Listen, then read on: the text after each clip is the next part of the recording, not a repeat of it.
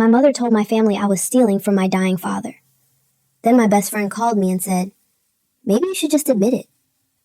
That hurt worse than the accusation. The worst part wasn't my mother accusing me. It was watching everyone believe her.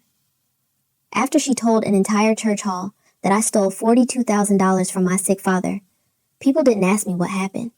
They just stepped away from me. One woman picked up her purse. Another whispered, "Oh my God." My husband Mark stared at the folder my mom gave him like he didn't know who I was anymore. And my dad just sat there in his wheelchair, looking at me with tears in his eyes. I kneeled beside him and said, "Dad, please believe me. I didn't take anything." Before he could answer, my mom said, "Then explain the signatures." She pulled out a loan document with my name on it. The signature looked like mine, almost, but it wasn't. The R was wrong. I have signed my name the same way since I was a kid. Whoever forged it copied the letters, but they didn't know the habit behind them. I said, "That is not my signature." My sister Jenna rolled her eyes and said, "That's what you're going with?" My husband looked at her and asked, "Why are you acting like you already knew this was coming?" Jenna froze.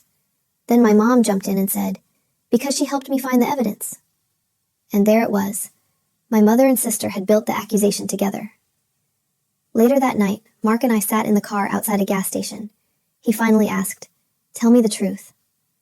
I looked at him like he had slapped me. "I just did." He said, "Rachel, those documents had your name on them." I started crying. Not soft crying, angry crying. I said, "You think I stole from my dying father and then showed up to his fundraiser smiling?" He didn't answer fast enough. That silence broke something in me. Then my best friend Lauren texted me, "Please call me before you do anything crazy." Not, "Are you okay?" Not, "I believe you." Before you do anything crazy. When I called her, she said my mother had already warned her that I might twist this around on Jenna. Then Lauren said, "If you borrowed money and it got out of hand, people would understand more if you just admitted it." I hung up. Because in one night, my mother didn't just accuse me. She rewrote me. She turned me into a liar, a thief, a daughter who would steal from her dying dad. And people believed it because my mother cried louder than I defended myself. But then she sent me one text that proved she was scared. "Do not contact the bank again until we talk as a family." That was when I realized she wasn't trying to protect my dad. She was trying to stop me from finding the other accounts.